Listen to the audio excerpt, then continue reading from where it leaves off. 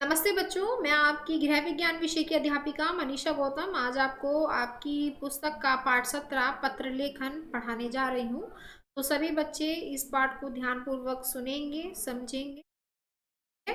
तो एक बार सबसे पहले बच्चों इसकी मुख्य बिंदुओं पर हम देख लेते हैं। सबसे पहला है पत्र लेखन से आशय कि पत्र लिखने का अर्थ क्या होता है, पत्र क्यों लिखा जाता है, क्या इसका उद्देश्य होता है। इसके बाद है पत्रों के प्रकार, फिर है पत्र लिखते समय ध्यान रखने योग्य बातें, पत्र के प्रमुख अंग और पत्रों के नमूने। तो सबसे पहले हम शुरू करने जा रहे हैं बच्चों पत्र लेखन से आशय यानी कि मीनिंग ऑफ लेटर राइटिंग।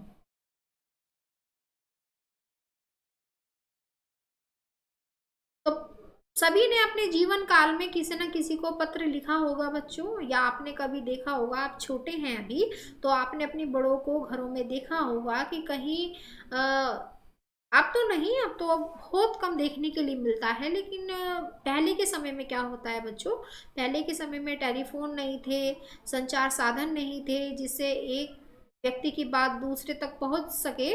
तो ऐसे में क्या लिखा करते थे, पहले के व्यक्ति एक दूसरे को महत्वपूर्ण सूचना देने के लिए पत्रों को लिखा करते थे।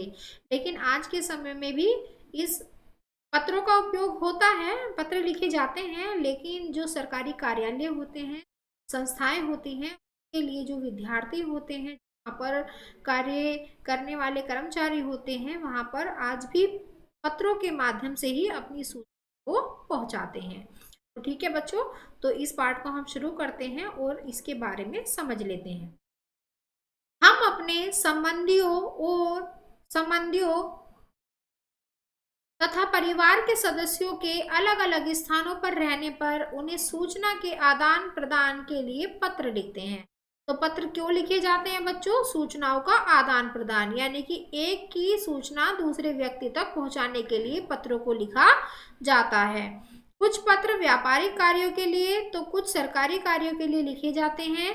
इस प्रकार अपने से दूर किसी व्यक्ति या संस्था को पारिवारिक, सामाजिक, व्यावसायिक या सरकारी कार्यों के लिए की जाने वाली लिखित सूचना की कला को पत्र लेखन कहते हैं। जैसे कि हमने आपको बताया कि आज के समय में किसके लिए पत्र लिखे जाते हैं, या तो परिवार की कोई समस्या हो या कुछ महत्वपूर्ण सूचना हो तो एक व्यक्ति से दूसरे व्यक्ति तक जो पहुंचानी है वो पत्र के माध्यम से ही पहुंचाते हैं। तो सामाजिक पत्र लिखने हैं यानी कि समाज में किसी को कोई महत्वपूर्ण सूचना देनी है तो उसके लिए पत्र लिखे जाते हैं। व्यावसायिक पत्र लिखे जाते हैं, सरकारी कार्यों के लिए पत्र लिखे जाते हैं। तो इन सब की कला को क्या कहते हैं, पत्र लेखन कहते हैं।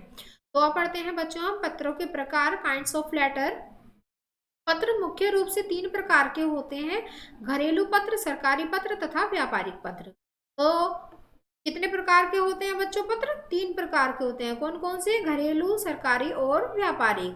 पत्र लिखते समय ध्यान रखने योग्य बातें, things of remember while writing a letter. तो सबसे पहले पढ़ते हैं हम, घरेलू पत्रों का ही अधिक सरोकार पड़ता है, अतः ऐसे पत्र लिखते समय निम्न बातों को ध्यान में रखना चाहिए। सबसे पहला है, पत्र में क्या होनी चाहिए बच्चों, भाषा शैली। पत्र यदि गुरु जनों को लिखे तो स्पष्ट, सुंदर एवं सरल भाषा में लिखना चाहिए जिससे किसी प्रकार की अशिष्टता प्रकट ना हो। अपनी सखियों को पत्र लिखते समय भाषा कुछ रोचक लिखी जा सकती है। पत्र में अपनी मनोदशा खुले शब्दों में लिख सकती हैं। भाषा शैली ऐसी लिखी जानी चाहिए जिससे आपके भाव स्पष्ट हो सके। यानी कि जब आप अपने से बड़े को, अपने गुरुजनों को पत्र लिख रहे हो तो पत्र ऐसा होना चाहिए जिसमें आप शिष्ट बातों का ही उल्लेख करें, शिष्ट भाषा का ही प्रयोग करें और अपने जो विचार हैं वो खुलकर उस पत्र में व्यक्त कर सकें। और आप अगर किसी सगी संबंधी या सहेली को पत्र लिख रही हैं तो आप उसमें रोचक भाषाओं का भी प्रयोग कर सकते हैं। सेकंड है बच्चों, लेख स्पष्ट एवं सुंदर। पत्र में स्पष्ट सुंदर लेख लिखना चाहिए जिससे पत्र को देखकर ही पढ़ने वाले का मन प्रसन्न हो जाए। इसके लिए लिखने में शीघ्रता नहीं करनी चाहिए, अच्छी लेखनी का प्रयोग करना चाहिए। बच्चों पत्र सुंदर कब लगेगा, जब आप स्पष्ट लेख लिखेंगे, सुंदर लेख लिखेंगे, साफ लेख लिखेंगे। तो कभी भी पत्र को लिखते समय जल्दबाजी नहीं करनी चाहिए, आराम से अपनी एक को सुधारते हुए उस पत्र को लिखना चाहिए और जितना हो सके उतना आप उसको डेकोरेट करके भी लिख सकते हैं, उसको अधिक सुंदर भी बना सकते हैं। थर्ड है, पत्र में यथार्थ बातें लिखें। पत्र में कभी गलत बात नहीं लिखनी चाहिए, इससे कभी कभी उल्टा मामला पड़ जाता है। देखिए, कभी भी पत्र में जो लिखनी है वो महत्वपूर्ण बातें ही लिखें, उल्टी सीधी बातों को उसमें उल्लेख ना करें, क्योंकि जो पढ़ने वाला है जिसके पास आप पत्र भेज रहे हैं, उसमें आप गलत बातों का उल्लेख करेंगे या गलत लिखेंगे तो उसका गलत प्रभाव भी पड़ सकता है। फोर्थ है, पत्र में पूर्णता। पत्र में अधूरी बात लिखकर नहीं छोड़नी चाहिए, उसे पूरी तरह लिखना चाहिए, अन्यथा पढ़ने वाला गलत मतलब लगाकर परेशान हो सकता है। क्योंकि आपने कोई महत्वपूर्ण सूचना दे रहे हैं और सूचना देते देते आपने आगे की बात नहीं लिखी कि ऐसा आखिर हुआ क्यों, तो जो पत्र पढ़ रहा है इंसान वह तो परेशानी में आ जाएगा, समस्या में पड़ जाएगा कि आगे क्या हुआ होगा जो उसने आगे की बातों का उल्लेख पत्र में नहीं किया। तो ऐसा नहीं करना चाहिए, कभी भी अधूरी बातों को पत्र में नहीं छोड़ना चाहिए। जो भी लिखें कम शब्दों में लिखें, साफ शब्दों में लिखें, लेकिन पूर्ण रूप से उस पत्र को लिखें, सही लिखें। फिफ्थ है, संक्षिप्तता तथा विनम्रता। पत्र में संक्षिप्त तथा विनम्र भाषा में लिखना चाहिए। संक्षिप्त का अर्थ होता है बच्चों छोटा, ज्यादा पत्र को बड़ा ना करके 4-5 पन्नों का ना कर कर एक ही पेज में अगर आप अपनी बात को कह सकते हैं तो उसी का ज्यादा से ज्यादा प्रयोग करना चाहिए। लिखी बात सदा के लिए अमर हो जाती है, अतः गुरुजनों को लिखा गया पत्र तो हमेशा ही संक्षिप्त होना चाहिए। यानी कि जो आप बात लिख रहे हैं कम शब्दों में लिखें, अच्छे शब्दों में लिखें, ताकि वह बात आपकी सदा सदा ही याद रह जाए।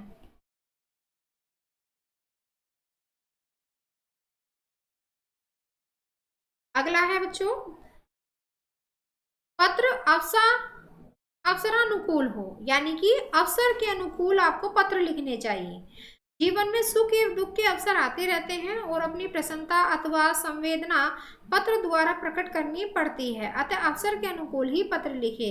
क्यों लिखें? क्योंकि किसी की शादी है, किसी को बधाई देनी है या किसी को संवेदना प्रकट करनी है, तो उसके अकॉर्डिंगली आपको पत्र लिखना चाहिए। पत्र के प्रमुख अंग हैं, मेन पार्ट्स ऑफ लेटर। कौन कौन से अंग हैं? पत्र के प्रमुख अंग निम्न हैं, जैसे भेजने का स्थान, पत्र के दाहिनी ओर जिस स्थान से पत्र प्रेषित किया जा रहा है वहां का पता लिखना चाहिए। जिनके अपने पैड छपे होते हैं उनका नाम व पता उस पत्र पर लिखा रहता है। तो देखिए बच्चों, जहां पर आपको पत्र भेजना है उसका पता लिखा होना चाहिए पत्र के ऊपर, और साथ में आपका भी पता लिखा होना चाहिए कि कौन इस पत्र को भेज रहा है। तो दोनों का पता इस पर पत्र पर लिखा होना चाहिए। अब आता है बच्चों दिनांक। दिनांक अपने पते के ठीक नीचे दिनांक डालना चाहिए, जिससे पता चल जाए कि कब पत्र भेजा गया है। तो उससे पढ़ने वाले को, जो पत्र पढ़ता है, उसे यह पता लग जाता है कि यह पत्र किस दिन डाला गया था और यह सूचना उसे कब प्राप्त हो रही है। तो दिनांक अवश्य रूप से डालना चाहिए। संबोधन निम्न प्रकार से लिखने चाहिए, जैसे बड़ों को हम लिख सकते हैं पूज्य, श्रद्धेय, आदरणीय, श्रीमान। छोटों को कह सकते हैं हम प्रिय, स्नेही, चिरंजीवी, प्रियवर। बराबर वालों को हम कह सकते हैं स्नेहमयी, स्नेह, प्रिय, प्यारी आदि। हम संबोधन शब्दों का प्रयोग पत्रों में कर सकते हैं। उसके बाद है अभिवादन। संबोधन के अनुरूप ही अभिवादन लिखना होगा, जैसे पूज्य चाचा जी, सादर अभिवादन या प्रणाम, चिरंजीवी बहन, प्रसन्न रहो या स्नेहशीष, स्नेहमयी, सखी, पावन स्मृति आदि हम इन पत्रों में लिख सकते हैं। फिफ्थ है पत्र की वार्ता। यह पत्र का प्रमुख भाग है, इसमें प्रेषक सारे समाचार लिखता है। इसका आरंभ संबोधन से अगली पंक्ति में करना चाहिए, यानी कि संबोधन की पंक्ति लिखने के बाद ही आपको पत्र लिखना प्रारंभ करना चाहिए। ये पत्र का बहुत ही इंपॉर्टेंट भाग होता है, प्रमुख भाग होता है। अगला है अंत। अंत में शिष्टता के साथ अपना नाम लिखना चाहिए, जैसे आज्ञाकारिणी, शुभचिंतिका, पुत्री आदि लिखकर अपना नाम लिख देना चाहिए। ठीक है बच्चों। अगला है पता। यह पत्र के ऊपरी भाग पर लिखा जाता है। यह बहुत आवश्यक एवं प्रमुख भाग है। बिना इसके लिखे पत्र निर्दिष्ट स्थल पर नहीं पहुंच सकता है, अतः इसमें निम्न बातें लिखनी चाहिए। क्या क्या लिखा होना चाहिए बच्चों? देखिए, सबसे पहले है पत्र पाने वाले का नाम, यानी कि जिसे आप पत्र भेज रहे हैं तो उसका नाम उस पर लिखा होना चाहिए। उसके बाद है निवास स्थान, के जहां पर आप स्थान पर पत्र भेजना चाहते हैं उसका पता क्या है, एड्रेस क्या है। फिर है मकान का नंबर एवं मोहल्ला, यानी कि जिस मकान नंबर में भेजना चाहते हैं, जिस मोहल्ले में वह पत्र जाएगा उसका पता भी होना चाहिए। फिर कौन सा वहां पर डाकघर लगता है, डाकघर के विषय में भी लिखना चाहिए। और जहां आप भेज रहे हैं उस जिले का, उसका जिला, जिले का नाम और पिन कोड की संख्या अवश्य लिखनी चाहिए। तो आज बच्चों हमने किसके बारे में पढ़ा? आज हमने पत्र के बारे में पढ़ा कि पत्र क्या होता है, पत्र क्यों लिखा जाता है, पत्रों के प्रकार कितने होते हैं, पत्रों के प्रमुख अंग कितने होते हैं, क्या क्या पत्रों में लिखा जाना चाहिए, क्या नहीं लिखा जाना चाहिए, ये सब हमने आज इस पाठ में पढ़ा है। ठीक है बच्चों, हम आशा करते हैं कि सभी बच्चों की ये पाठ अच्छी से समझ में आ गया होगा।